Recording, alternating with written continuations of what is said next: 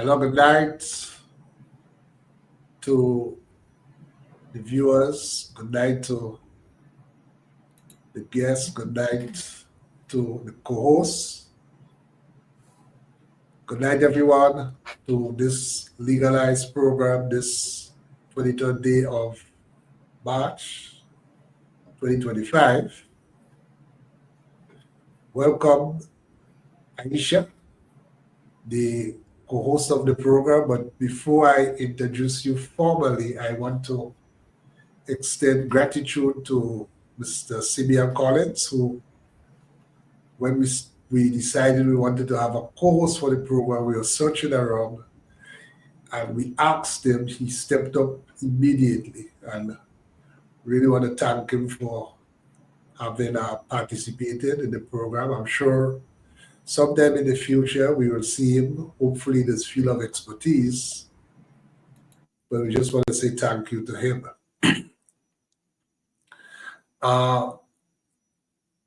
The new co-host, Aisha, is Guyanese, Antiguan, and now Grenadian, based in Grenada and practicing. She's an attorney at law.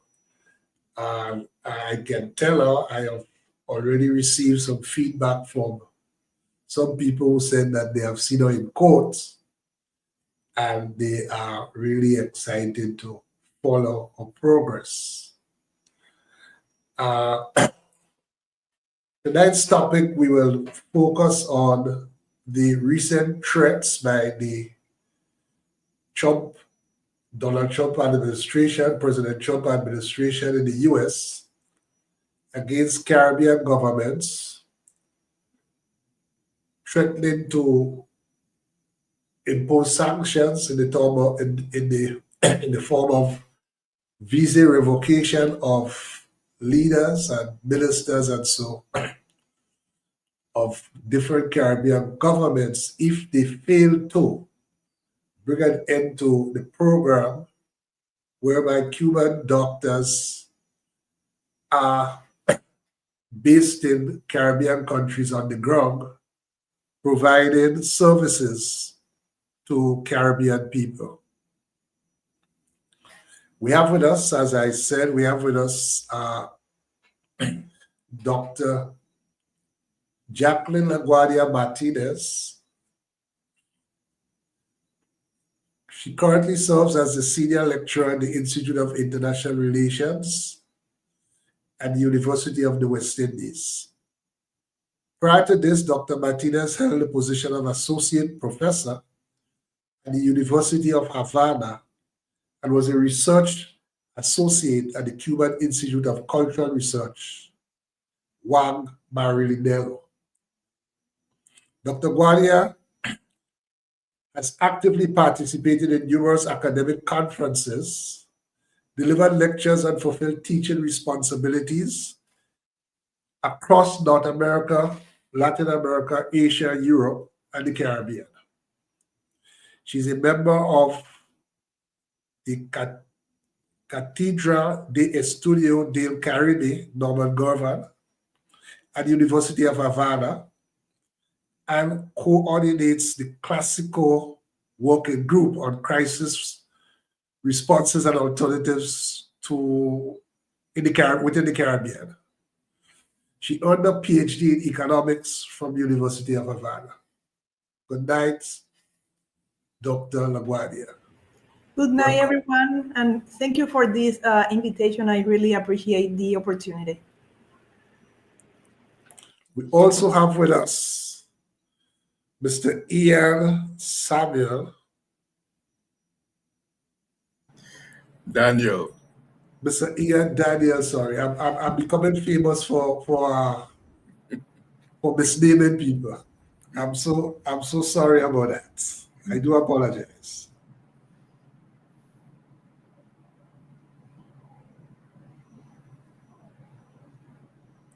Mr. Daniel is a program dean for labor studies at Cipriani College of Labor and Cooperative Studies, where he has lectured in social sciences and industrial relations since 1999. Mr. Daniel has worked in both the public and private sectors in the education, finance, service industries. He has lectured in the National Institute of Higher Education Research, Science and Technology, the College of Science and Technology and Applied Arts of Trinidad and Tobago, and also at UWI. Mr. Daniel is a graduate of the University of the West Indies, St. Augustine, holding a master's degree in sociology. He also serves on the Registration, Recognition and Certification Board of Trinidad and Tobago as an independent member. Mr. Daniel has a wide array of study interests, which include the sociology of work and industry, the sociology of development, and cultural studies.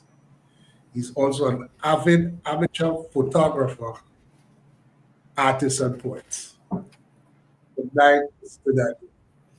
Good night. Thank you for having me. Okay.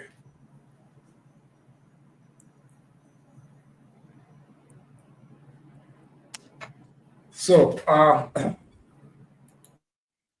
before we start formally, I just want to thank those who sponsor this program, in particular GEL Professional Solutions, Inc., GEM FM, carrying this program on FM radio out in Canada, and also Grenada Technical and Allied Workers Union.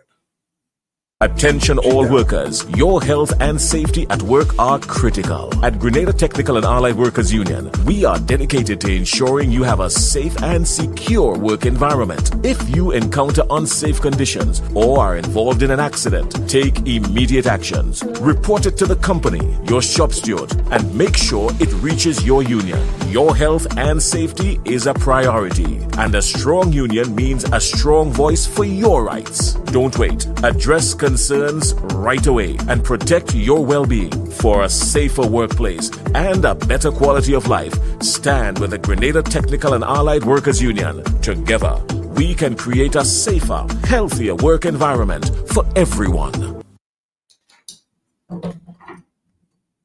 Thank you. So, in terms of the business of the night, as is widely known now, the US government recently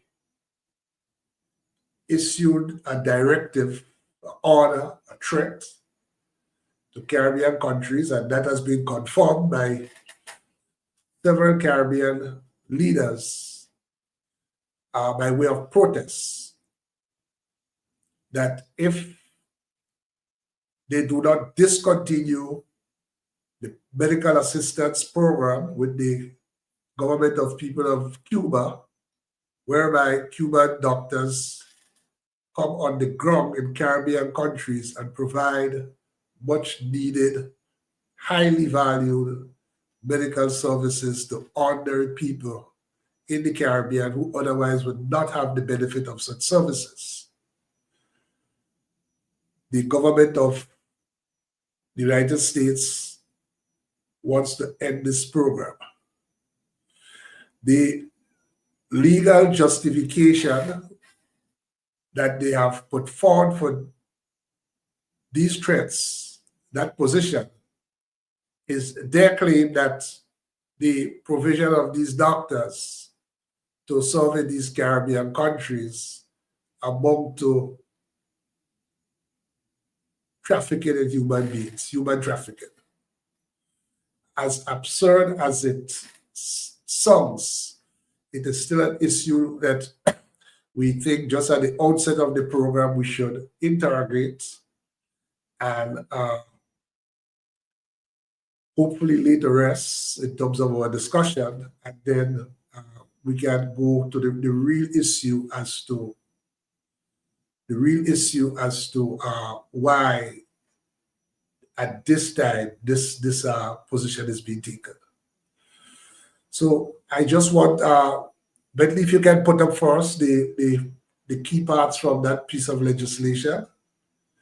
And you will see that from this day that there is actually a law in Grenada, and it's really a model law that was adopted in Grenada. So it will be in countries which are signatories to the particular treaty against human trafficking. In Grenada, it's Act number 34 of 2014, the Short Tankers Prevention of Trafficking in Persons Act. And the longer tanker says it is an act to give effect to the United Nations Protocol to prevent, suppress, and punish trafficking in persons, especially women and children. It goes on, but that's the important part for us. And it defines trafficking in persons means the recruitment, transportation, transfer, harboring, or receiving of a person by means of the threat or use of force or other means of coercion, of abduction, of fraud, of deception, of the abuse of power, or of a position of vulnerability, or of giving or receiving of payments or benefits to achieve the consent of a person having control over another person for the purpose of exploitation. That's, in a nutshell, in the definitional section of the Act, what trafficking in person means. I will leave it up. Well, no, we can remove it now because I want Aisha to just comment on it. Just briefly, just so as to set the context. I think you have it there with you. So you see all the elements in terms of really what it involves. So again, good evening, everyone. And Mr. Layne, thank you for having me on the program. So essentially, what I interpret from the legislation, in particular definitions section in relation to the definition of trafficking in persons, it really focuses on the recruitment, transportation, transfer, harboring, or receiving of persons by means of coercion, fraud, deception, or abuse of power for the purpose of exploitation. Now, what we have on the ground before us is nothing close to what this legislation intends to remedy. That is my position this evening, and I'm so happy that we'll be able to dive into this a little bit more going into the program. But before we go further, I just wanted to pull a quote from the PM of Barbados, Mia Motley, in response to the threat of sanctions. She said, "I am prepared, like others in the region, that if we cannot reach a sensible agreement in this matter, and the cost of it is my cost of my visa to the US, then so be it. What matters to us is principle." And with that, I would like for us to focus and really realize the distinction in this act in relation to what is actually happening on the ground and in the Caribbean countries in relation to Cuban medical doctors assisting our very fragile healthcare system versus actual human trafficking, where persons are in danger of their lives. They're coerced into forced labor and somewhat like slavery to some extent. Mm-hmm. And what is interesting, based on the definition, if the allegation is that Cuba is involved, then all of the Caribbean countries who are receiving the doctors are also involved.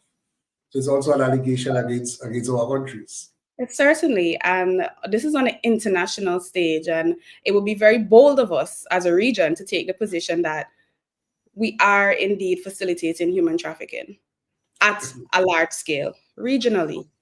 Mm-hmm. Yes. Any one of you want to comment on this? Because I want us to look at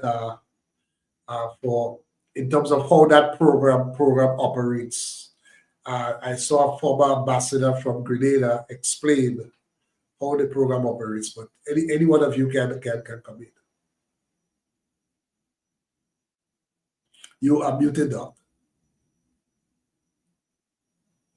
You have to unmute. Yes, good. Okay. I am, from what I understand, and I'm not a lawyer, but from what I understand, the Cuban medical cooperation in the Caribbean that has extended for a long, long time. I recall that Jamaica was the country that first received some Cuban persons. I don't remember if in health or in other sector. I believe it was in health back in the 1970s. So we are talking about a long-term cooperation. We have a history of this cooperation. And during all these years, to my knowledge, we have never seen any type of allegation of this nature. So this is the first time that we are seeing such a claim about human trafficking in a South-South cooperation program. And what is more shocking to me is to see that this type of very serious allegations are done without any type of real backing. So basically, we have a statement from a foreign government that is interfering into bilateral relations. In this case, Cuba and each of the Caribbean governments that has this program. So we have a third government intervening in bilateral relations with very serious claims and trying to interfere into a cooperation they do not provide. So everything in this equation seems very wrong in my perspective. I believe it could be at least transparent from the US government to come forward to the Caribbean states and provide some type of backing for these very serious allegations. Otherwise, it seems that it is nothing more than a new step in these increasing tensions between Cuba and the US that unfortunately after the Obama administration has made a very, we have seen a moment of going back during the Obama administration when diplomatic relations were reinstalled. We have seen some type of conversation. We have witnessed some type of understanding between Cuba and the US, even some type of cooperation. But what we are seeing now is to go back to the worst moments of this very long conflicted relationship. And this type of announcements and claims seems to me another step on trying to involve third countries into the increasing conflicting relationship between Cuba and the US. And this is a very serious allegations. I believe they are serious first because I don't believe they are true. We have seen so far nothing that is indicating that there is a real substance on backing this type of allegations. I also believe it is very dangerous because not only what it implies for the Caribbean to put this region to the eyes of the world as a region that is actually participating in human trafficking. The Caribbean already is facing a lot of problems with transnational crime and transnational violence to add another layer of this very problematic situation with an allegation that is definitely seems not to be true. And another very serious problem here is that we are in a moment where there is a new reshaping of the U.S. foreign policy towards the region. With this new administration, we are seeing some movements we have never seen before. We, especially Latin America and the Caribbean, we are witnessing going back to the Monroe Doctrine. We are seeing very bold movements coming out of the US. It seems that the soft power days are gone. And if the region is not able, and I'm talking about Latin America and the Caribbean specifically, is we do not have a regional strategy to react and to act cohesively against the US, we will be in a very weak position considering the tremendous asymmetries of powers toward the US.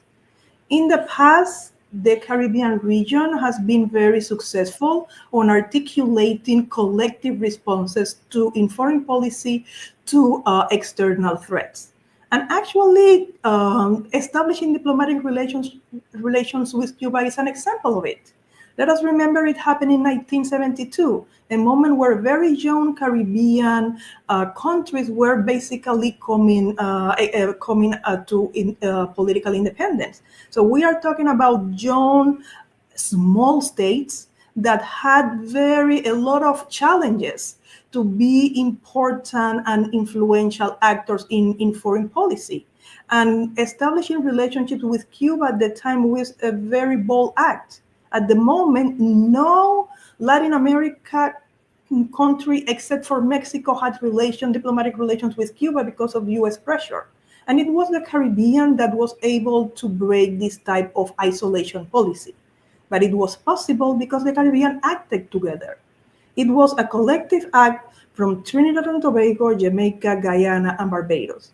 And I believe that in this occasion, if there is no a collective response, it could be very difficult for the Caribbean countries individually to keep an articulated response to this claim of the U.S. So, and again, as I said before, and I will end with this last comment now for this moment of the program, I believe that if we do not understand this issue with Cuba in the wider picture of a new foreign policy strategy of the U.S. acting as Latin American and the Caribbean, we are missing a major element. We are seeing a policy of U.S. confrontation, trying to get its foreign policy goals by the use of bullying. I don't find a better word of that. Out there, again, going back to the Monroe Doctrine, and the best way, considering the asymmetries of power, is to act collectively if we want to resist and keep Caribbean sovereignty and Caribbean influence out there. Okay, so just before we go on, you mentioned the Monroe Doctrine twice. If you could just, for the purposes of our viewer, just briefly elaborate on that. Okay, well, the Monroe Doctrine is one of the oldest principles that informs U.S. foreign policy. It was coined, if my memory is not betraying me, in 1823. So we are going back on time, and it was a moment where there were disputes in the whole Americas in terms of the U.S. Fighting against European colonial powers that were trying to continuing their dominance in Latin America. In 1823, we are witnessing the moment of Latin American independences. The processes for Latin American and the Caribbean marching towards political independences is going to be a very different one. But in terms of most Latin American colonies were already fighting against Spain, were already managing to break the colonial dominance. And what the US wanted at the time was to avoid the return or the increased confrontation with European powers in terms of controlling the Americas. That was a very young moment for the US to claim to be the regional hegemonic power. But nevertheless, the principle was there. And actually, the Monroe Doctrine that was elaborated in 1823 became an actual and a practical foreign policy instrument later in the 19th century, and of course, during most of the 20th century. I believe that the first time that we see the Monroe Doctrine into full expansion is going to be in 1898 in the Spanish-American War. By the way, this is a term that we don't like. It should be the Spanish-Cuba-US War, but that is another conversation. So in 1898 is when we see the Monroe Doctrine actually coming to life. And during most of the first half of the 20th century, with all the military interventions of the US in Haiti, in Dominican Republic, in Cuba, and in all Central America, is when we see this principle of the Monroe Doctrine actually in action. It is not a principle that has been abandoning. What we see is that different US administrations will use it more or less, depending on how they understand foreign policy towards Latin America and the Caribbean. And it seems that now there is an appetite to return to the Monroe Doctrine in its full extent. So basically, it was the declaration in the time of President Monroe that, listen, this region here, that's our area, our sphere of influence, or this is our area. We are the bosses of this area. Nobody else must, in particular, European powers, must come in. Before I come to you, brother Daniel, let me just say to the viewers that you can post in the chat, and we also have a WhatsApp facility that if you want to call, you can call. We just ask to be respectful. Whatever viewpoint you express, just be respectful in expressing it. And so that's facilities available. Brother Daniel, yeah? Yes, good night. My approach to this is not simply to react to it, to the incendiary kind of nature of it, but to try to understand what it is and why it's happening. And I agree with Dr. Martinez on almost everything that she said. This is a serious allegation. It is a serious international allegation. It needs to be taken seriously.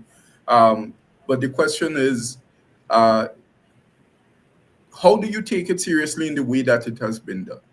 You know, this is an allegation that requires that we agree to a rule of law, that we support the rule of law, but it's done unilaterally. It's done by accusation. It's done with threat. And there's no process involved that adjudicates whether the allegation has any benefit, any truth to it at all. So why is it being done? Why has it been done in the way that it's been done? There are very real consequences of human trafficking and forced labor. And for me as a labor educator, this thing has to be taken seriously. We are a region that was forged out of the real consequences of human trafficking and forced labor. Slavery, indentureship. We are a region that continues to be affected by forced labor and by human trafficking. And so it is not easy for us, and it will be irresponsible of us simply to say, well, no, they're wrong. An accusation of this level should be taken seriously, and it should be dealt with seriously. After all, most of the Caribbean belongs to the ILO. We are signatories to the conventions of the ILO. We believe in labor conventions that speak specifically against forced labor and human trafficking. And so we have to take these matters seriously.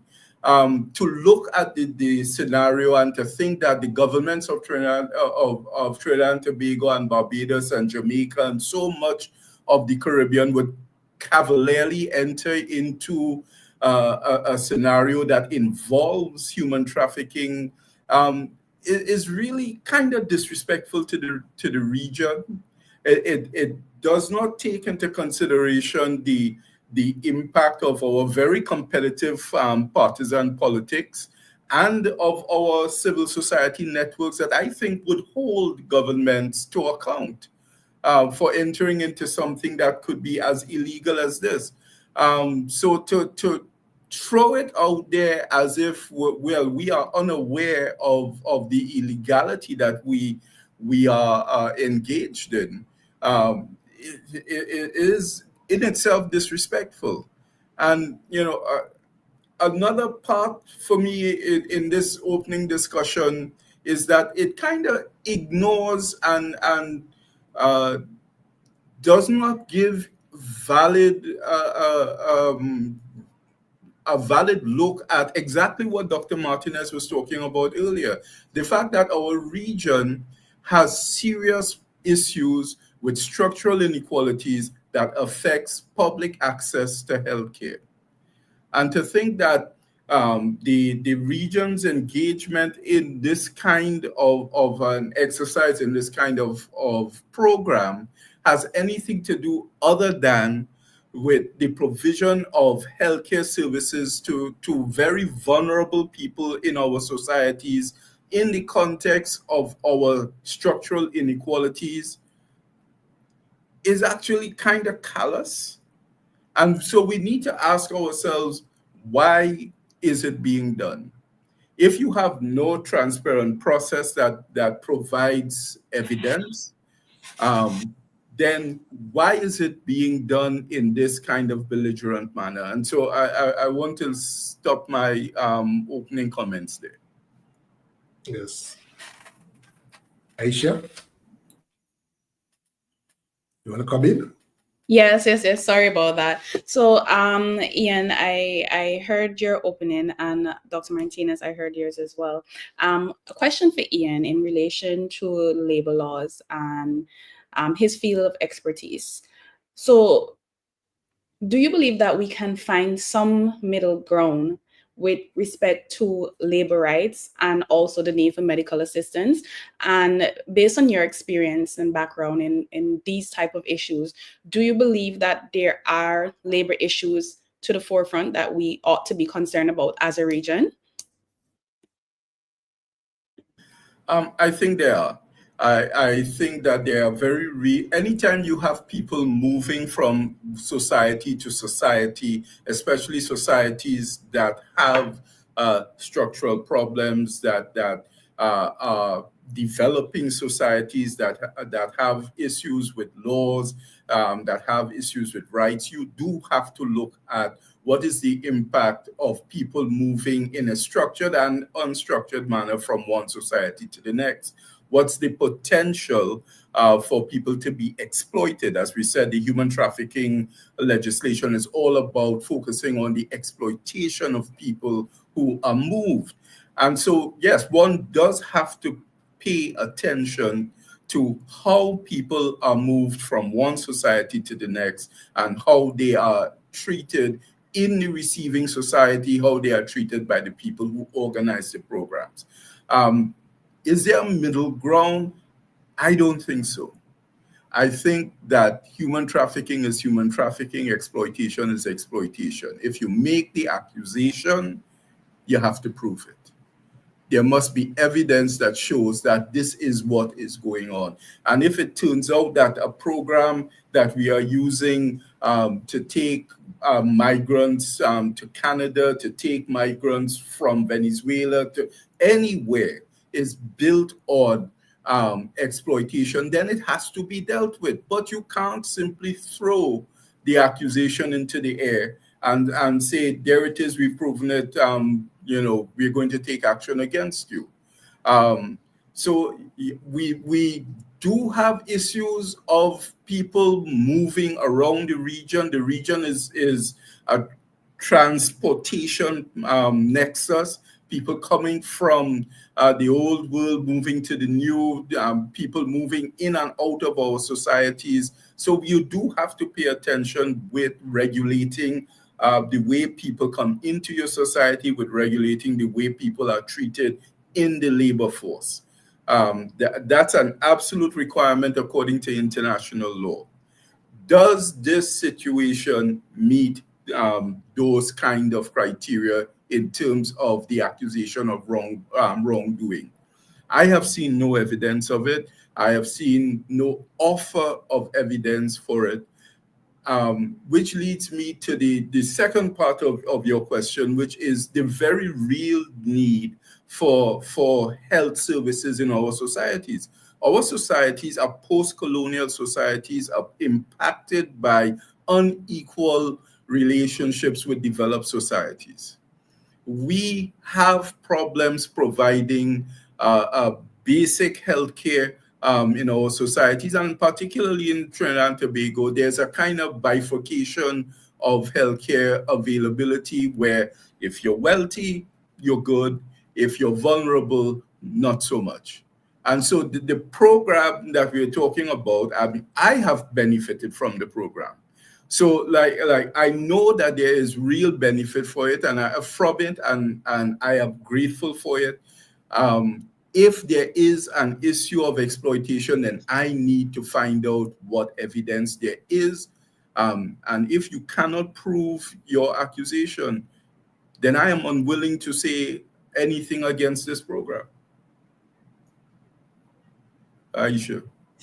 Thank you so much, Ian, for your answer. Taking that into consideration, I just wanted to go back to Dr. Martinez. Dr. Martinez, upon doing some research for the program and just preparing for a discussion, I noted that Algeria was one of the first countries that would have received Cuban medical doctors aid. And that was just as when they were separating from France. And so I noted you also mentioned that Jamaica was one of the first countries in the region who would have received aid from Cuban medical doctors. What I wanted to know from you, based on your experience in your field, do you believe that, given the fact that these persons, the medical persons, have had the opportunity to be outside of Cuba, and then the US also having the policies whereby they have persons deflect and come to the US, do you believe that, based on that simple fact, that there could be some sort of instant that there is human trafficking taking place as a result of these persons being forced to move, well, not forced, but being encouraged or volunteering to go to different countries to aid in the healthcare sectors? I hope my question didn't confuse you at all. It was a bit long. Yes, let's see if I understood. Yes. So you are asking me if there is human trafficking in any of the movement of Cuban doctors going abroad? Not necessarily if there is, but the fact that the US has created programs to facilitate Cuban doctors who have gone abroad to come to the US to seek sanctuary. Yes, that is what I wanted to focus on. Whether or this could implicate that those persons are being treated unfairly in whichever region, whether it be the Caribbean region or further internationally in the African regions, etc. I wanted to know, what are your thoughts? Well, I don't see a connection between the two elements. And I'm glad you asked that, because actually there was a program that existed as part of the special treatment that Cuban migrants used to receive. And I would like to stress the word used, because this is changing very rapidly. The US migrants going into the US were very benefited, contrary to migrants coming from other developing countries. And part of that policy actually involved Cuban doctors. There was a program that was called the Cuban Medical Professional Parole Program. And this program that existed up to 2017 actually allowed any Cuban doctor working abroad to go to ask for parole to travel to the US. So as you can see, that was a very a clear indication or a clear incentive for Cuban doctors and professionals, health professionals, to get a special treatment and to get a fast track way to actually going and moving into the US. Now, this program ended in 2017 as part of the change in policies under the Obama administration once the Cuban and the United States reestablished diplomatic relations. The same time that the wet food, dry food policy ended, at the same time, the US decided to end the Cuban Medical Professional Parole Program. So part of the differences, or part of the special treatment that we have seen during all these years regarding Cuban migrants and getting a fast track access to the US, also has been impacting directly into Cuban doctors and nurses everywhere, including the Caribbean. Now, I don't see a connection of that with allegations of human trafficking. Actually, and going back to something that Daniel was saying, Mr. Daniel was saying, I was reading a statement made by the government of St. Vincent and the Grenadines, and they were indicating that they had a meeting with the United States representative at the embassy on Wednesday. And actually, they took the proactive response. They went there to have a conversation about these allegations. They explained to them how they actually conducted the program. They explained that how the program was conceived, that they pay directly to the Cuban doctors and other health professionals in the country using bank accounts. So all this allegation that this money is not going to them is not the truth. They had the proof to show that. And actually the statement is a public statement by the government of San Vincent and the Grenadines indicates that the U.S. representative at the embassy were very surprised, because they didn't know that this is how the program was conceived and this is the practices that were followed. So it means that, again, the more and more information we are getting from this type of allegations and how the programs actually are instrumented in the Caribbean, what I see is that this is part, again, of a return of a very aggressive U.S. policy against Cuba. This is a long story behind that. We believe that I believe that the Republican administration. I will not involve others in my statement. That this Republican administration has a very aggressive look to Latin America and the Caribbean, and Cuba is part of that. And if we also add into consideration the domestic elements of Florida politics, that makes Cuba also an element of domestic policy into the U.S., different from what happened to other countries, we can understand why these tensions are resurfacing in such a bold, in such an evident way now. This Trump 2.0 administration has shown no constraints on showing the real interest to Latin America and the Caribbean. We are going back to this idea of taking the control on the Panama Canal, ideas that Latin America need us more than what we need them. So all of that is part of an understanding of the region that likes, again, to stress how the U.S. should be the dominant hegemonic power, again, without little respect for sovereignty, little respect for trying to keep certain type of Pacific coexistence.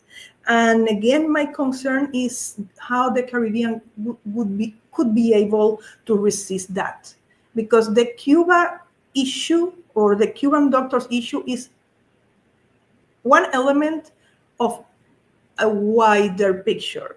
We already have seen the deportations issue that will land into the Caribbean sooner than later, because every country in the region is going to be impacted. So how we are going to respond to it? We have seen the U.S. withdrawing from the Paris Agreement, and climate change is a major issue for the Caribbean.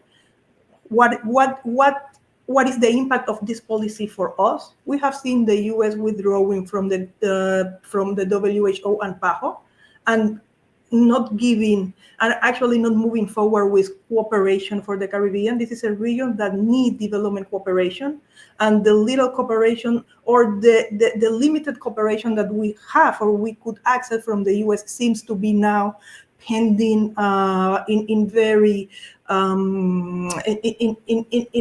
unstable negotiations.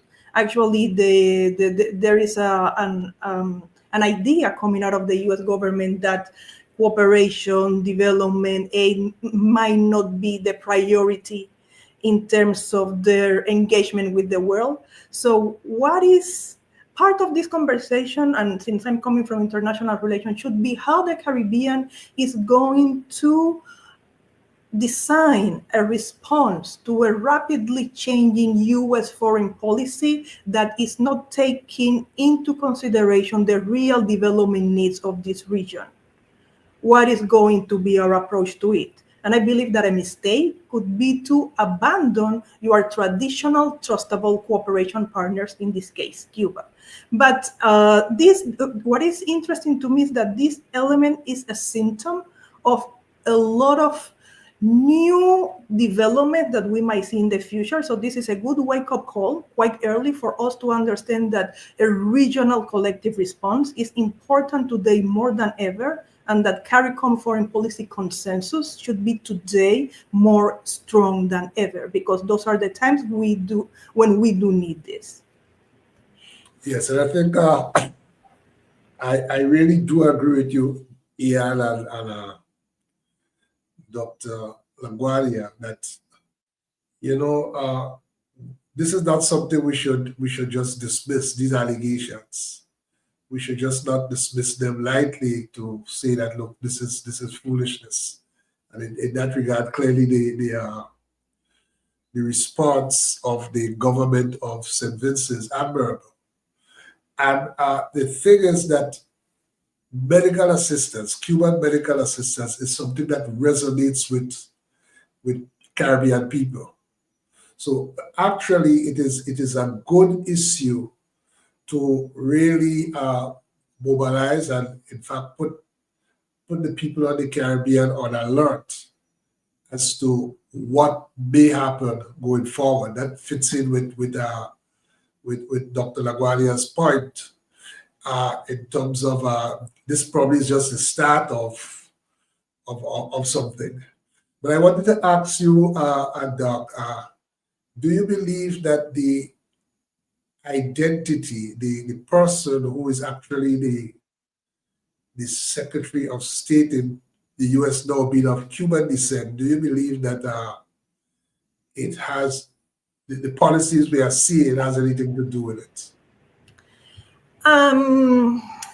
Yes and no, and I'm going to explain why. Yes, permanent Secretary of State Marco Rubio was born in the U.S. and is the son of Cuban nationals. There, as far as I know, his parents actually fled to the U.S. before the revolution. So his claim that he is the son of exiles running out of Fidel Castro is not accurate. So let us start by that. But nevertheless, it's a very interesting narrative to portray you in a way of being appealing to a certain sector of the Cuban American community. But well, politicians are the way they are. So having said that, he has made most of his political career in Florida. And we know that the Cuban American community in Florida is quite extent. They have been very influential in the politics of Florida. And there has been, and they were also very influential because let us remember that Florida has a large amount of votes when it comes to presidential elections. So this is why there has always been a certain interest on securing Florida, regardless if you are Republican or Democrat, looking at the major elections in the US. And part of the interest of that community has to do with the policy towards Cuba. So what is interesting here is that we see an element that should be mostly foreign policy because it's a relationship of the US with a foreign country that is a major item within the agenda of domestic politics.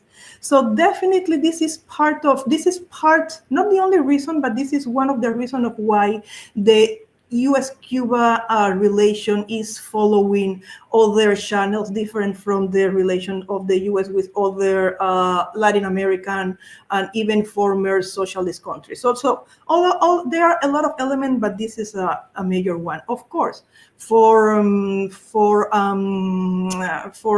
Mr. Rubio, for Secretary of State Rubio, the interest on the Cuba US relationships has always been there. Actually, it's part of his political identity, having a very fierce approach against Cuba, condemning the Cuban Revolution, saying that Cuba regime should go down. So all of this is part of most of Floridan politicians And he's not an exception because his political career was made in Florida.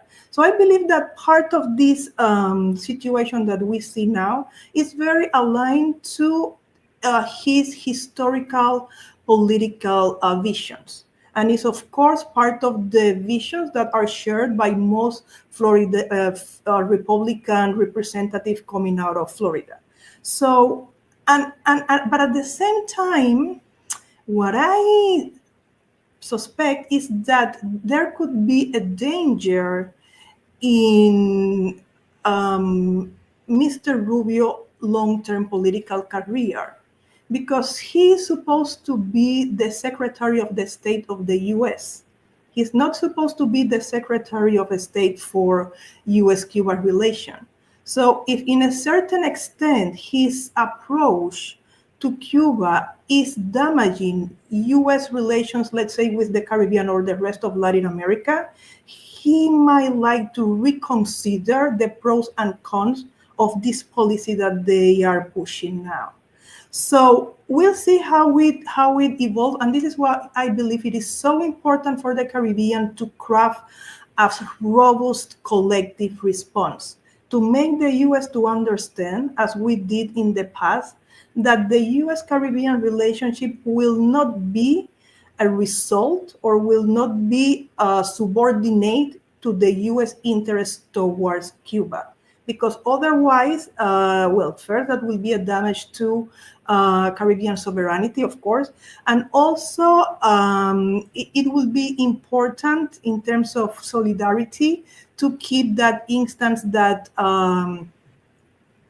in the Caribbean, we appreciate Cuban's cooperation. We do not agree with these allegations, and it will be more beneficial to sustain the U.S.-Caribbean relations in terms of not trying to use Cuba as an element of pressure in this relation. So there are a lot of things evolving right now. I believe we should be attentive, and we should see how much of the U.S.-Cuba tensions will have ramifications for the region. And I believe that a lot of that will depend on how skillful CARICOM will be in terms of crafting a solid response to it. And again, we have done that in the past in the Caribbean, so we know how to do that. The fact that there are asymmetries on power does not mean that small states do not have agency. The point is, how do you put that to work? We have to be more resilient, skillful, and act from a collectivity. That is our major challenge. Okay. Brother Daniel, you wanted to comment? Sure. All politics are local. I think the lack of transparency in the process in relation to these charges suggests that this is not a legal situation as much as it is political. And so we do have to look at the continuities and differences in American politics in terms of the continuation of the old geopolitical grievances against Cuba. I think the good doctor is absolutely right. If in looking at the importance of Florida and local Florida politics, especially when you look at the last election, the Latino vote was large in the last election, and it's expected to continue to loom large going forward. In terms of American politics, I really don't draw that much of a distinction between the Republican and Democrats where Cuba is concerned, or for that matter, where Latin America and the Caribbean are concerned. But there is a need for us to understand what is happening and to understand our own requirement for agency. Dr. Martinez actually drew a lot of the pain points together in her discussion.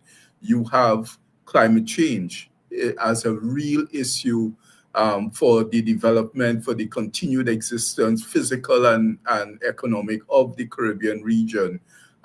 You have this issue being raised, and you have the changing American politics, the rather creative and aggressive politics of Trump 2.0. These are realities that we have to deal with. I want to point out that alarming levels of migrant return happened under Obama, and that some of the issues of questioning whether the medical program was in fact forced labor happened under Biden. So there are continuities across multiple administrations in terms of their treatment of Cuba, the Caribbean, and Latin America at large. And we must be aware of these. And we are being challenged at present to define our agency. All of these issues are issues that we must find a way through. And I do agree that we have had a history of non-alignment, a history of agency in international politics that we must embrace and that we must hold on to, because we run a real serious risk with a belligerent American foreign policy of being consumed, subsumed, and pushed to the side if we do not articulate a response to the many issues that are lining up right now and that are facing us. How do you fit, in terms of your analysis there, how do you fit that, the Obama period, with regard to US-Cuban relations? How do you fit that in? Was that an aberration, or we making more out of it than it really was, or what? I agree. Just let me react to what Dr. Professor Daniel said, because I agree with him. It is a matter of continuity, but I believe the strategies change. So the Democratic governments and Republican governments, they will choose different approaches. In the Obama government, we saw, and they were very open with it. I mean, there was total transparency. The Obama administration said, our interests in Cuba are the same that were before. We would like to see a regime change. We would like to see Cuba as part of the Pan-American family. We would like to see Cuba embracing the principles of liberal democracy and capitalism. This is what we want. But we are going to change the strategy, and we believe that the best way to do so is by establishing diplomatic relations. So we are not going to continue this aggressive policy that so far has brought no results. That was the rationale under the Obama administration. So it is not that we have an appreciation of the Obama administration that is going against the inner rationale of U.S. long interest, because, I mean, no administration in the U.S.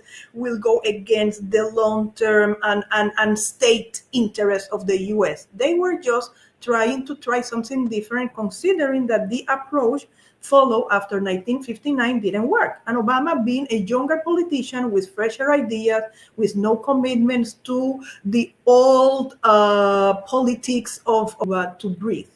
Because it is not the same to being in this tension with the US in an environment of trying to cut your cooperation programs, or trying to cut remittances, or trying to discourage tourism, or trying to have financial persecution, than doing that, existing in an environment where certain issues will be easier for you. A clear example: during the Obama, Cuba was removed from the list of terrorist states.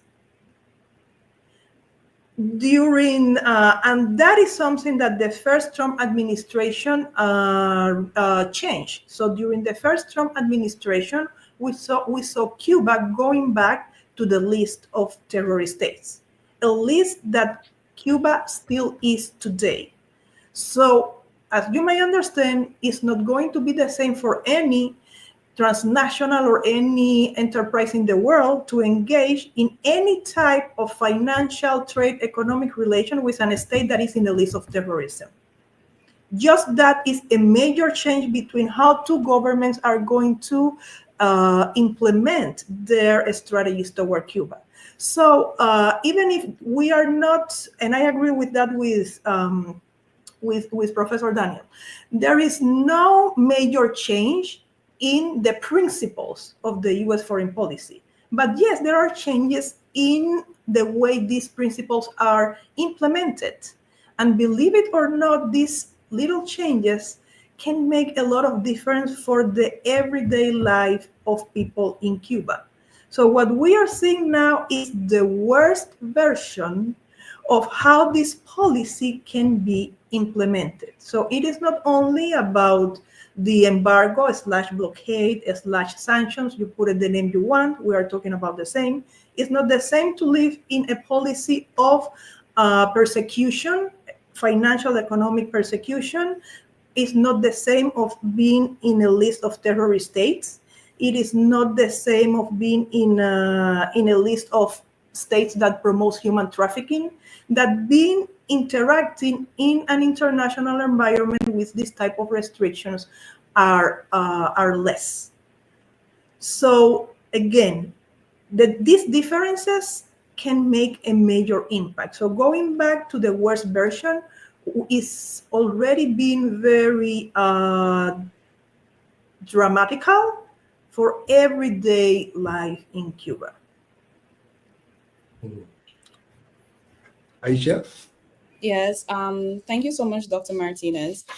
Before I comment on your point, I just wanted to take you a little back to your comment that you made with regards to St. Vincent and the government engaging with the US in terms of letting them know how the program actually operates. What I realize generally in this discussion so far, the difficulty that all sides may have is the issue of transparency.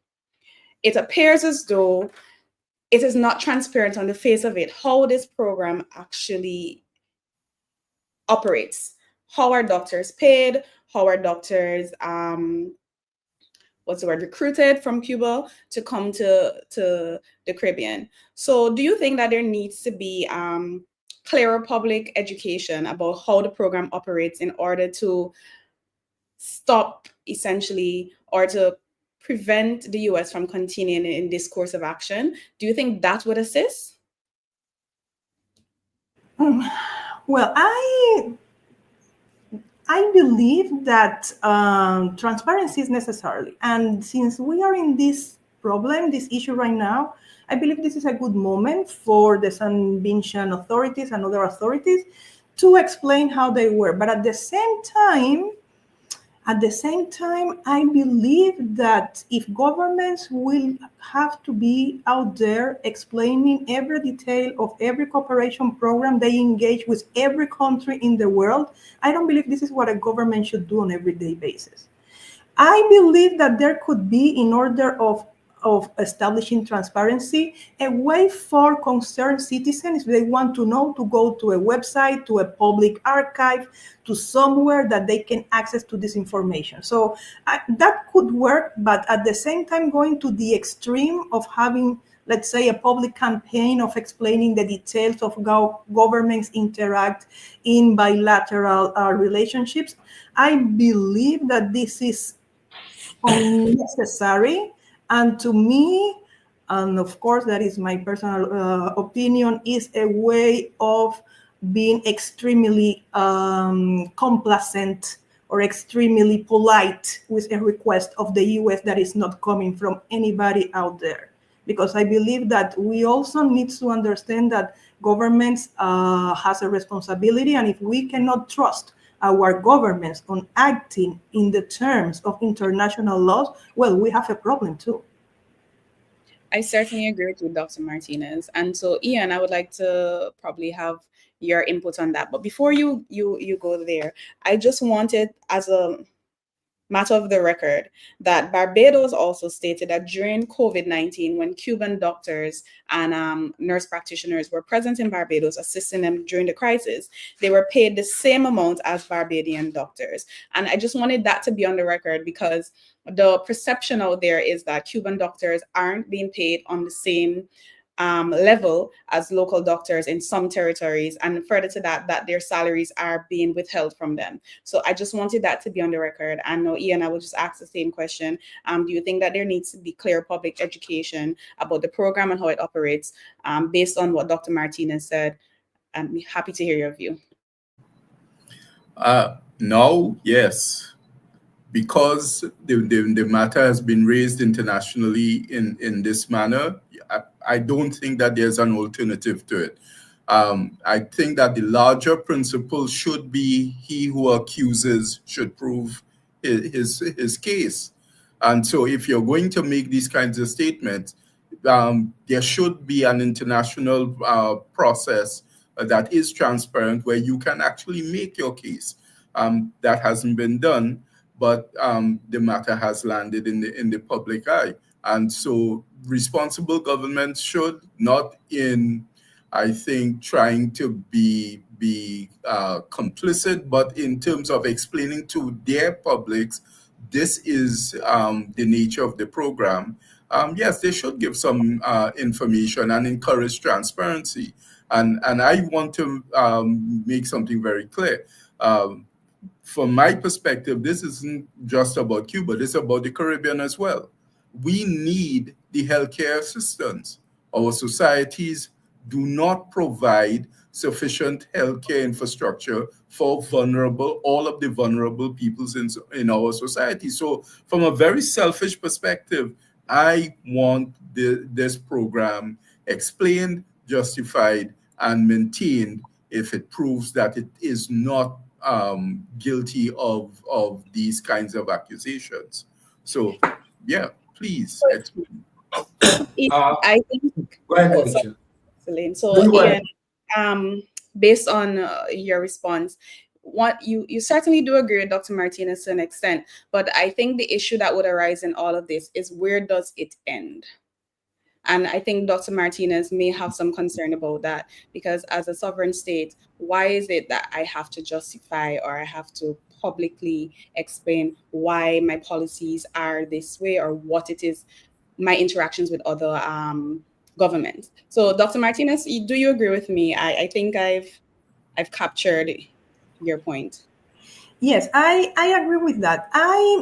I really would like, I mean, if we talk about transparency, I believe that transparency in this case is mostly due to the national audience, to the public in the Caribbean. If Caribbean citizens would like to know more about these programs, I believe there could be some type of dialogue, conversation, approaches with the Cuban Medical Brigade, putting the information in the, I'm thinking about the website of different ministers of health around the region. So the national concern citizens of the Caribbean can access and can know what is going on. But I believe that the first responsibility should be of the Caribbean governments to their Caribbean connationals. Now I understand, and an example is what we have seen from the Declaration of St. Vincent and the Grenadines. I believe that even if it's not, I won't say the correct, but even if it's not what it is expected, that is that it is the ones that are accused, the one that has to prove, let's say, innocence.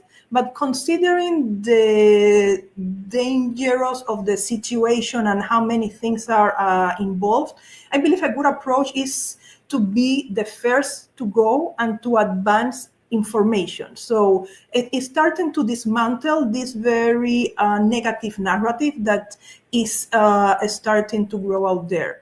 I believe I have read on the news that there is going to be a meeting very soon, next week, Wednesday, in Jamaica, with the visit of Secretary of State Marco Rubio to the region. He's going to Jamaica, and Caribbean leaders seems that they are going to be going there to have a collective meeting. So even if, again, the situation should not be for the ones that are accused to present results, I believe this is a good opportunity to engage in a productive conversation, bring as much information as possible to counteract this type of accusation that are being are growing out there on the public eye, and to try to go with them a very well cohesive Caribbean response. So let's see what we can see on this meeting on Wednesday. So again, many things happening with this issue so far.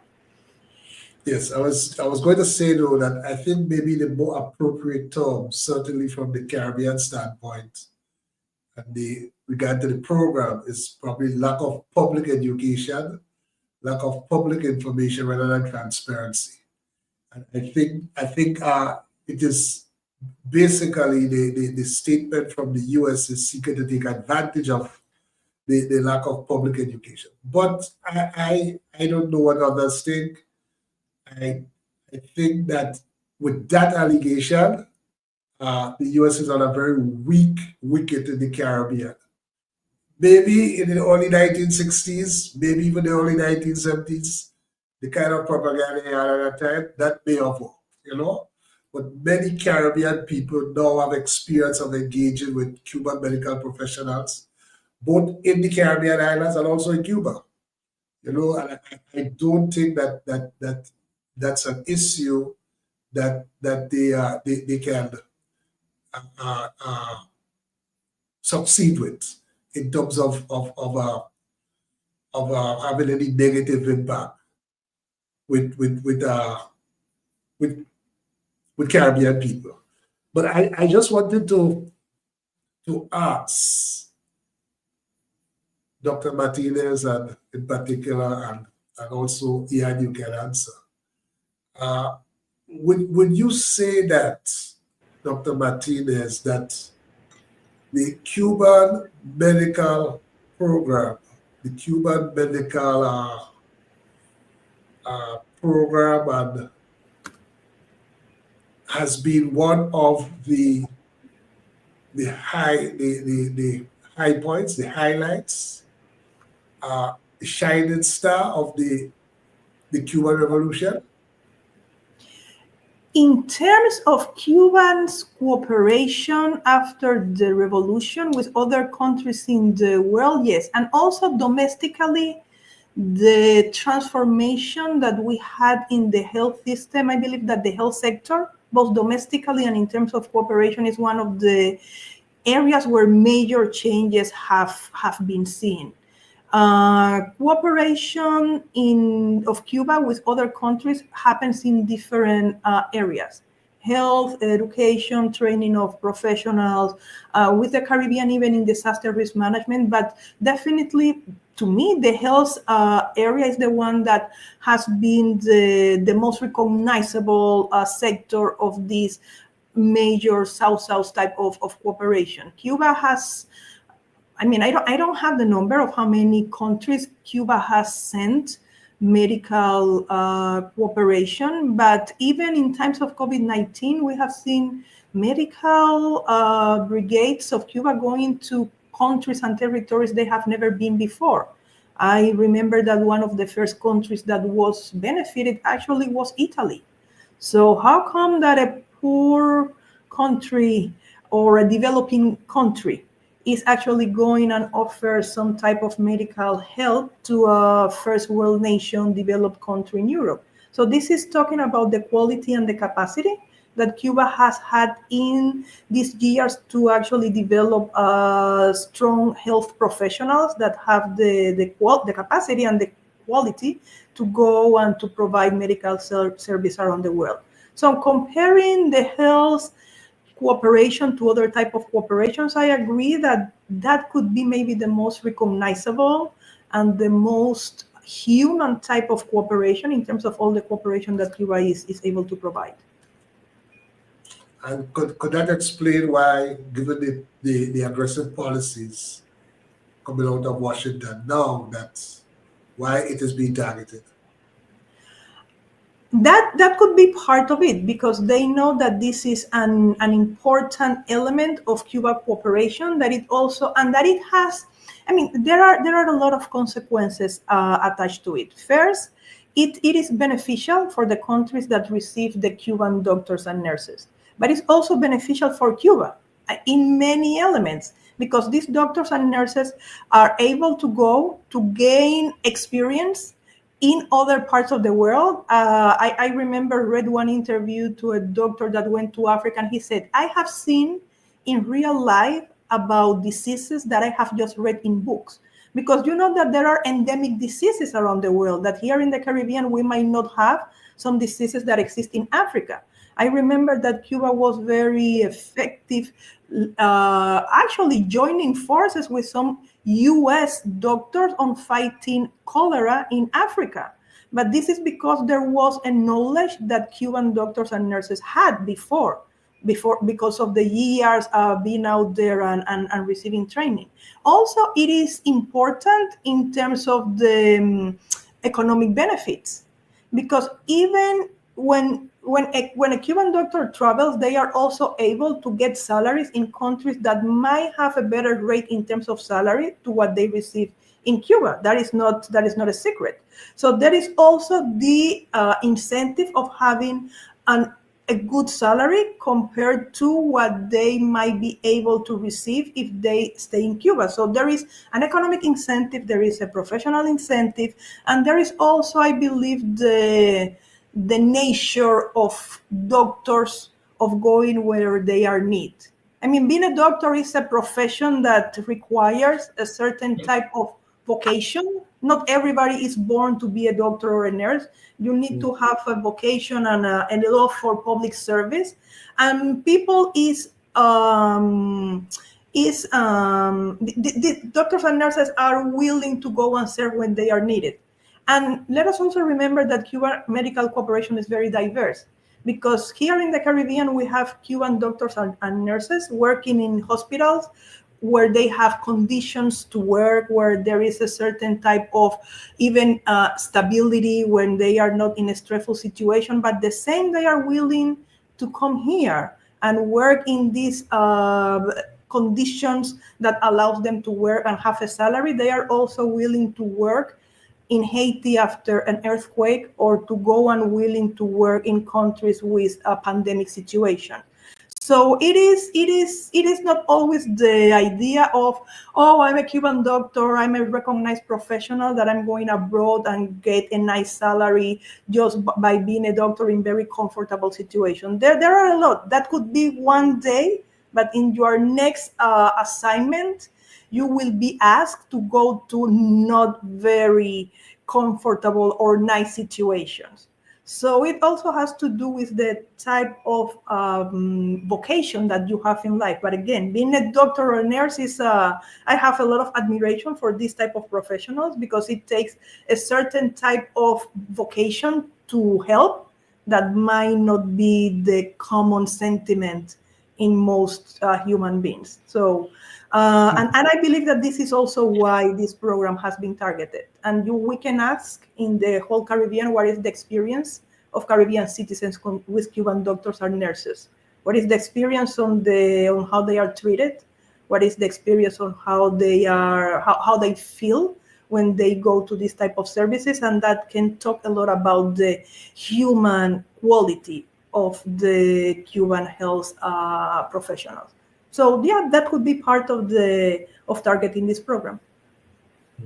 Could you share anything in terms of the recruitment process? I don't know if the Vincentian communique spoke about it, the process of recruiting the doctors in Cuba. Well, I will say what I know from the experience that we heard from the chief of the Cuban Medical Brigade here in Trinidad and Tobago, because in October last year, we had an open conversation at the Institute of the International Relations, where we invited the chief of the Cuban Medical Brigade to talk to people about the Cuban Medical Brigade and what we do. So we can see that we have had sessions for that conversation to happen, but it's not necessarily new to the public to go. But in that occasion, he explained the various steps, and he was indicated that there is a process of interviews. So the Caribbean governments, in coordination with the Cuban government, they established process of recruitment. So the Caribbean governments say what are their needs they have. So I need a certain specialist. Maybe I might need a neurologist, or I might need a cardiologist, or I might need two, I don't know, two general intensivists. I know very little about medicine, so I have, forgive me if I'm saying terms wrong. So the idea is that Caribbean governments, they have a list of needs. They are not going to be establishing contracts for needs they don't have. So they explain that to the Cuban government, I guess should be the Cuban Minister of Health. And they say, well, for that needs, we have, I don't know, a list of ABCDF. Of course, they go there. They make sure that Cuban doctors or nurses know basic English, because for the Caribbean, if you don't know English, how you are going to have a minimum interaction with patients? And I guess that will be the result of that process, where both governments participate, where a decision is taken in terms of who goes where. So what I know is that there is a real involvement of Caribbean governments. It is not that Caribbean governments do not participate or do not communicate the needs they have. Yes, but I was speaking more about the process in Cuba, because I heard a former Grenada ambassador outline the process. And what she said was that all of what you said there, and then in Cuba, they will invite doctors to apply.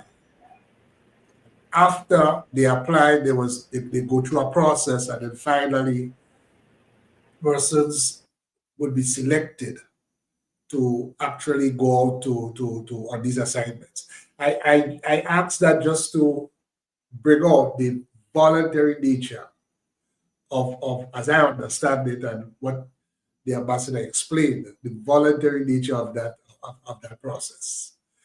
And in the Caribbean, at a completely different level, because we speak about doctors there. You have farm workers programs in our islands, where farm workers go to Canada and the US annually, and it's a similar process.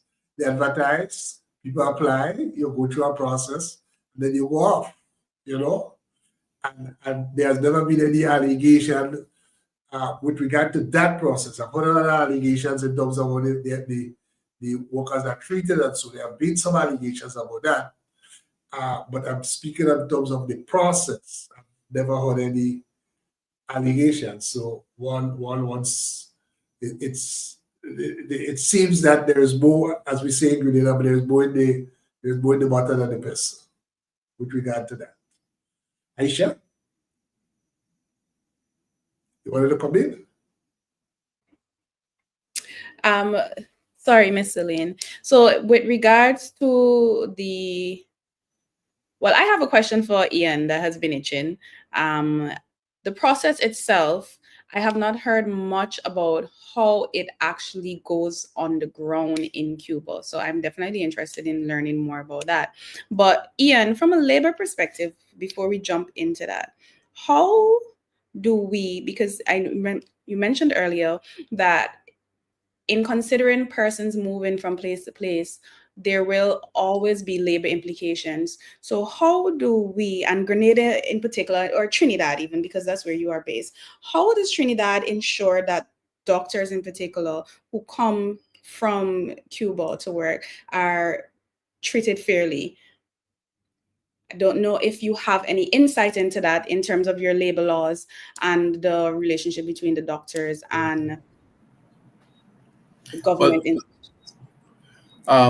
No, I have no particular insight into it outside of the basic operation of labor law in Trinidad, which essentially operates on the principle of equality of treatment, and for protecting all workers, whether they are um, local or international in origin. We have a large number of trade unions and associations, particularly operating in the medical profession. And so doctors and nurses come into contact with our own labor representatives working in the field and potentially to seek representation should there be a problem. I've been scouring the media, and I see quite a number of testimonials from trade union organizations, the Nurses Association, speaking about their experience with doctors and nurses from Cuba, and the way in which the working relationship has evolved. Reports from doctors and nurses from Cuba, and the almost universal absence of any kind of discussion of forced labor or exploitation. I accept that it's anecdotal, but in the absence of evidence to prove otherwise, it's pretty strong evidence that the accusations aren't really panning out. So the law exists, and the law is aggressively maintained in Trinidad. I know that it is in Grenada as well. So, the region is not simply open for rampant exploitation of workers, no matter where they come from. And in relation to the last point that we were talking about, I think that it's important to see this program as a success, not just for the Cuban Revolution, but for South-South cooperation, for the importance of developing societies working together, particularly small island developing societies, working together to ensure development and resilience in the face of all of the challenges that we face today. The agency that Dr. Martinez talks about that's a very important concept. We cannot afford to just roll over and play dead when one of the big international dogs bark. And we are looking at a period of aggressive foreign policy from all points of the world. So it is an important point right now for us to use this as an opportunity to start showing CARICOM agency in dealing with the issues that affects each of the islands and the region. So if I may just take two comments from the chat, apparently from Facebook. One, Dick Mack says allegations of organ harvesting are also surfacing from the streets. So don't be surprised if the US brings it up soon, potentially using it as a pretext for further action. And Alan Oliver says, just joined, so I might have missed a bit. Could we be informed as to what was the experience of the medical program in Brazil? I don't know if it's a WHO, yes, how, but I suspect it's WHO medical program in Brazil and South America in general. And it says also some clarification on the issue of whether the issue of Cuban doctors having to return home to give birth is one that many people may be interested in knowing. It could be wrong. I've been wrong before. So, I don't know if Layne, before you jump into it, I just wanted to add a comment on the organ harvesting part. So recently in Antigua, sadly to say, there was a case in relation to a 9-year-old girl, Chantal fatal crime. She was murdered by a 20-year-old woman. And there were speculations that the child was murdered for her organs, or they could harvest her organs. The Prime Minister of Antigua and Barbuda, Gaston Brown, has come out to state that this is not a feature in this particular case. However, there has been discussions on the ground that organ harvesting is happening regionally. So I am particularly interested in hearing, not coming off topic, but hearing Dr. Martinez's and Ian's points of view in relation to these other issues that we do have in the region, and how do we think the US will respond to same?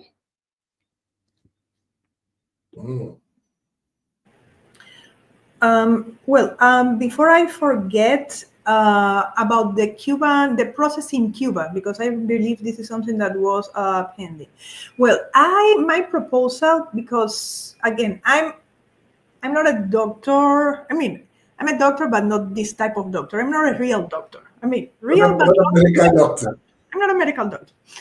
So, and I don't have anybody in my family being a medical doctor. So my suggestion is for this podcast to invite, since it is a virtual podcast, you have the opportunity to invite Cuban doctors and nurses in the Caribbean so they can explain how they get here. They are the ones who really know how the process goes in Cuba. I don't know. I guess there should be a call. I believe there is a type of list of doctors that has volunteered. And once you go into a medical mission, you keep on the system. So when there is a need, they usually call you because you have an experience. But how it happens, to be honest, I do not have details. So I believe a good thing is for you to talk to people that actually has followed the process, because they are the one who should know. About the organ harvesting, this is the first time I hear about this type of concerns. And I'm really shocked that we might have that problem here in the region. I know it's a problem in other parts, but if that is the case, well, this is another very serious issue that we should be looking into it in terms of our transnational crime and violence issues. And about Brazil, what I remember is that there was a large medical Cuban brigade in Brazil during the government of Lula.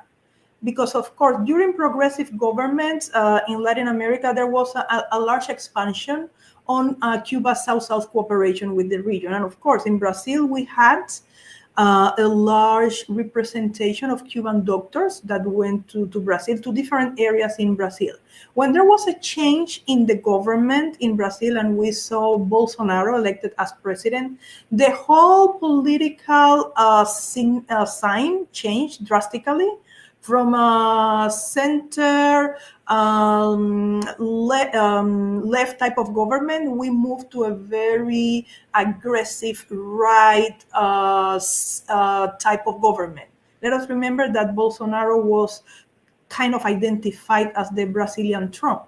So now we can understand the type of position he had in terms of Cuba and cooperation with Cuba. So part of the agenda of the Bolsonaro government was to terminate the cooperation agreements with Cuba. But on top of that, I remember that they offered, very similar to the terminated Cuban medical parole program that the US used to have up to 2017. In this case, the Bolsonaro government offered Cuban doctors incentive if they did not return once the program was terminated. I mean, the program was terminated, the contracts were terminated, so the logic step was for Cuban doctors to return to Cuba.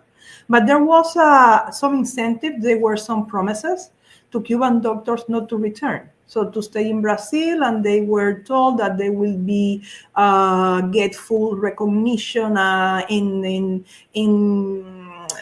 the medical Brazilian system, that they will be get a contract, that they will get jobs. So they were offered certain type of incentive not to return to Cuba. And after that, what I have heard is that most of these promises never happened. So the group of doctors that decided not to return because they were interested on following a professional career in Brazil, believing the promises that were done, I believe that in most cases it never happened. And of course, we have here a clear case of brain drain incentive. So you are trying to get best trained professionals and keep it to for you. But as far as I remember, in Brazil, we had a case of incentive that were not necessarily fulfilled. Mm-hmm. And I guess implied in what you saying is that some of the doctors took up the promises. Yes, definitely. Yes. And so I don't know the exact number. I don't believe there were the majority of them. But as in every human communities, people will Indeed. do different decisions. So, Indeed, that is, yes. Yeah. Yep. But yeah.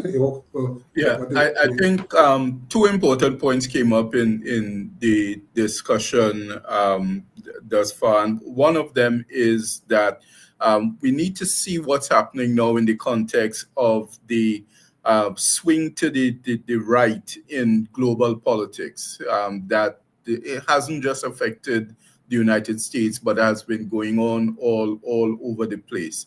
And so it's impacted the developmental process of progressive governments, of progressive administrations, of the kind of relationships between countries like Cuba and the region that we used to celebrate, between Cuban and African countries, between African countries and the region. That whole South-South cooperative pact that was strong once is being challenged, and especially with the considerations of climate change, as we mentioned before, and with the real dynamics of economic development that small societies face. We have to look at what is the role that South-South cooperation is going to play in the future with the opposition of these less progressive developed societies. The second point is, in the absence of information, in the absence of truth, all kinds of weird conspiracy theories abound. We've seen that in the last electoral cycle in the United States, with the growth of social media. Anything that sounds spectacular and that has a 30-second video clip is going to get out there and is going to assume the authority of truth.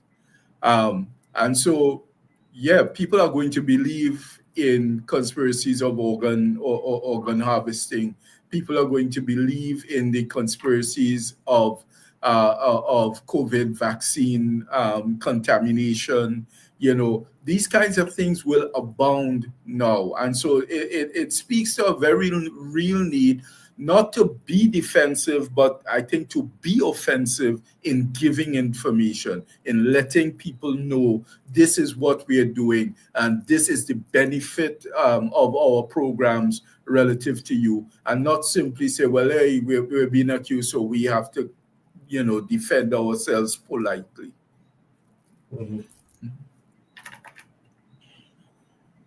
Thank you so much, Ian and Dr. Martinez, for your comments in relation to my questions. And lastly, for Ian, what I wanted to know, what role does the ILO play, or would it play, in investigating these allegations?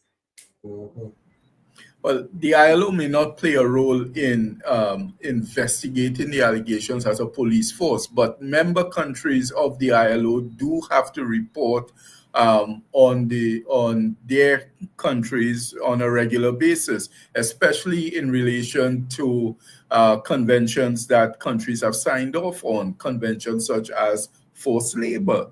And so should there be a situation where you have a program that is being spoken of as forced labor, there's bound to be a situation in which the member country has to give a report to say this is what's happening in our society in relation to this program, that we are not in contravention of the conventions and international law that we've signed up on.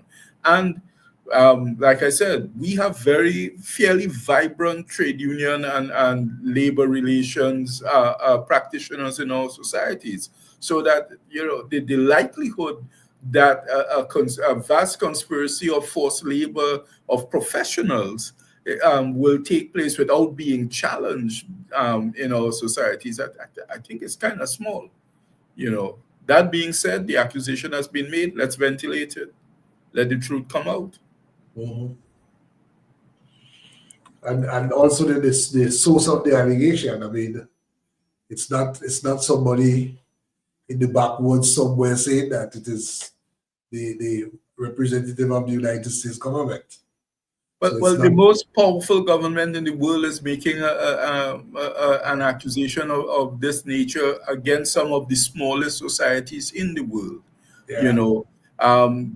The very idea of agency requires that you respond, that we respond, and deny, emphatically that we are engaged in this kind of program. Again, we are challenging the very idea of South-South cooperation, of developing societies helping each other. Yeah, I think we have to respond to something like this. Yeah, because as you said, when the point was made at the commencement, by the very nature of things, this is an allegation both against Cuba and against Caribbean countries, because it means that we are receiving them and we are complicit. Yeah, it's something I agree with you to respond, and I think it's not just for the governments to respond, but for non-governmental organizations. There are hundreds, if not thousands, of Caribbean citizens now who have had the benefit of Cuban medical assistance and also Cuban education, yeah, and who are capable of responding. And it was, I can say in the case of Grenada, it was very heartening to see several members of the government, the present government, who were actually educated in Cuba, to coming out and taking very, very firm positions on this issue. And I suspect Grenada is not unique. Maybe we may have the most Cuban trained persons in the government, but I don't think we are unique in that situation, in that manner. And if I could, I have to speak about the psychic damage of accusing societies born out of colonialism, born out of the ravages of slavery, of engaging in forced labor and human trafficking. Especially coming from sources in societies that are unable to deal with their own legacies, their own histories in these areas. So, it is pretty damaging to have us being accused of something of this nature without responding. Yep. In the era when we have on the agenda our reparations, and we receive a pushback on that, to raise those things in those circumstances. I do agree with you. So, Dr. Martinez, you have made a strong point in regards to the region responding to this, these allegations. What I wanted to know from you, just in case we have any persons who are sitting in the government listening to us, what, based on everything that you know, should be emphasized at that meeting on Wednesday in relation to Cuban healthcare workers providing assistance to us regionally? What points do you think need to be made clear during that meeting? Well, that's a tremendous question. I believe that we should start. I mean, CARICOM should start making very clear what are the principles of multilateral order, starting by the non-interference on the issues of sovereign states dealing with sovereign states. So the first thing is that this whole issue is definitely an intromission of the US that has serious consequences on bilateral relations. So the issue has been first very poorly presented and without any previous conversation with states that have bilateral relations. So, I mean, how come that suddenly everybody knows about that one day because it was coming out of the blue that there will be punishment for government officials involved in something and Caribbean people is involved? So the first thing is that there are certain principles in bilateral relations that has been totally disregarded here, and that is not the way states that should proceed, especially Caribbean states that have very fluid channels of communication with the US. So that will be the first thing, I guess. And after that, a strong point should be made in terms of the nature of the programs. Again, if the US is not going to provide evidence for the accusations, I agree with Professor Daniel that we need to show our side of the story. So this is how these programs are conducted. This is what we have been doing. These are the benefits that we get from these programs. We don't care if you are interested on damaging the Cuban government, but we Caribbean societies, we get these benefits, and we are very happy or grateful or satisfied with this sustained South-South cooperation over the last 30, 40 years, depending on the country. So we are getting benefits from it. We are solving development needs that we cannot solve by ourselves. And the US so far is unwilling or incapable to substitute Cuba as a major health cooperation partner. So, and you are even, I mean, and the US is even withdrawing from PAHO. So if there is no real response, even to come up with an alternative for a development need that we have, we are supposed to be allowed to conduct our cooperation business without interference of a government state. Being diplomatically, we might appreciate the concerns, but always emphasizing that we are mature sovereign states that can deal with these issues, and this is how we will do it. Of course, there might be a cost of it, but there's always cost in asymmetric relations, and this is what Caribbean governments should be also able to assess. Because I'm sure that the US government will ask for things, I'm not sure what, but I believe that part of the strategy is to think ahead and to know what could be some concessions that should maybe be on the table and what are the limits of what will not be negotiated. But this is the art of politics, and they do have a difficult job. Yeah, good. Thank you so much, Mr. Martinez. Okay, good.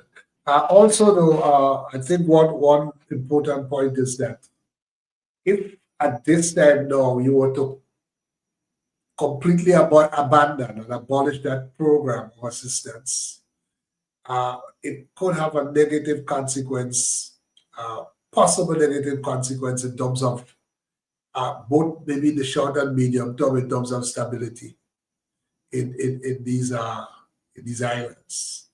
Because when you if it is something someone never had and you promise them, that's one thing. But when you had it, you experience it and you take it away, that's a completely different thing. You know, and to deprive our Caribbean people of at least some access to health care that they otherwise would not have, could, without overplaying the point, it will definitely have negative consequences, in my opinion. I agree with you, Mr. Layne. I think in keeping with what Dr. Martinez says, we also have to show the impact that it would have should Caribbean island states consider acceding to the terms of these sanctions. on our healthcare systems, because a lot of them largely depend on Cuban doctors to carry the system. Ian, I would ask you the same question, but from a labor relations point of view. What ought to be on the table at that meeting on Wednesday from that point of view? Well, again, I agree with Dr. Martinez. This is the program. This is how it works. This is how the doctors are recruited. This is what they do in our societies, and this is the benefit to our societies. As we've been pointing out, in recent political administrations in the United States are withdrawing resources from developing societies, including the Caribbean and Latin America. So if you are not providing the assistance that we require, how can you then make it necessary for us to not use the assistance that is being provided by others? So the discussion is pretty simple for me. This is what it is. We are sovereign states. Yes, we do understand that you are powerful and that there will be a risk for us taking the position that we are taking, but we have to do what is best for our societies. Thank you so much. Dr. Martinez, we are about 9 minutes before 9. Before I call on you, I want to once again recognize the sponsors of the program: Jail Professional Solution Inc., GMFM carrying this program on FM radio out of Canada, and Grenada Technical and Allied Workers Union, GTAL.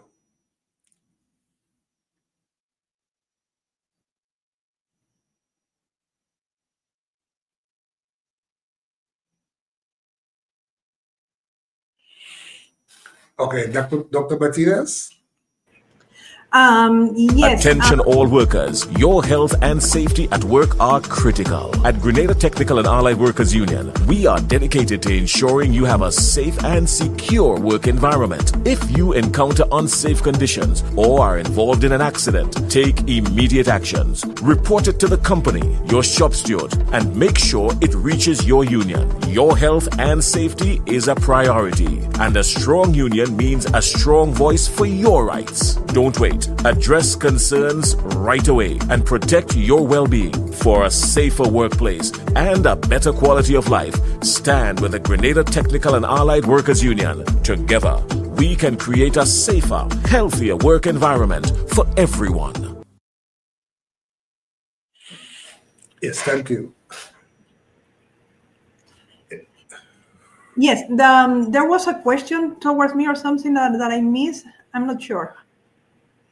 No, I was just asking you for any final comments, actually. Okay. Well, my final comment will be, besides thanking the opportunity and the very rich dialogue that we have had this Sunday evening. Another point that I would like to make is that this is also an opportunity for Caribbean states to rethink their foreign policy strategies. We are living in a very complex world, a world of multiple global transitions. It is not only the US government that is taking these new, more aggressive approaches, but we are living in a world of a lot of different challenges. And in a world of such a complex and rapid and unpredictable movements, the best or one of the best alternatives for small states is to act together, because acting alone might be difficult for us to actually thrive and survive in such a complex environment around there. So everything, I believe, if this a good lesson that we can learn from this is to understand and embrace the importance of regionalism and go back to the principles of nurturing a regional integration that sometimes we forget And it is not only a matter of a strategy, but it's also at this moment almost a surviving strategy for us. And the other issue is that this regionalism should be open to our Latin American partners. We are, as a whole hemisphere, we are facing very similar changes. So having a stronger relationship with Latin American neighbors could be also part of invigorated foreign policy in the Caribbean that will work for small island developing states in CARICOM. So a lot of things to think about, and that should be a very pioneering or earlier wake-up call to what we might face in the upcoming 4 years. Okay. Brother Ian? Well, thanks for having me here and for a really interesting discussion this late on a Sunday evening. I have to agree with everything that Dr. Martinez just said. We are facing a world that is in rapid change. We are facing a realignment of political forces internationally. And we are seeing a lot of the old partnerships, a lot of the old alliances being questioned, particularly with the new American administration. And we have no idea how long this is going to last. This is an opportunity for those of us in the global south, for those of us who are not aligned with the major belligerent powers of the world, to start figuring out how we chart our own futures, how we help ourselves. It has been established that we cannot depend, I think, on some of the old alliances. We see what's happening in Europe, what's happening in NATO. We see questioning of the borders between the countries of North America, of the borders between the countries of North America and South and Central America. It's a really interesting world that is developing in front of us. Might is right, wealth is right. I think we do have to sit up and take advantage of the opportunities to decide how we help ourselves in a world that is this challenging. Mm-hmm. Yep. Aisha? I would just like to thank Dr. Martinez and Ian both for this engaging discussion. I certainly learned a lot, and it was helpful in terms of understanding the background of all of this and for us to understand how it is that we will go forward. So thank you both. Yes, and I just want to add my thank you to Dr. Martinez and to Ian, and of course, Aisha, thank you so much, and I think it was a very enlightening discussion for me also. And I just want to say thank you, and thank you to those who viewed the program and who will view it in the coming days. Thank you so very much. And we'll see you next week. Thanks. Okay.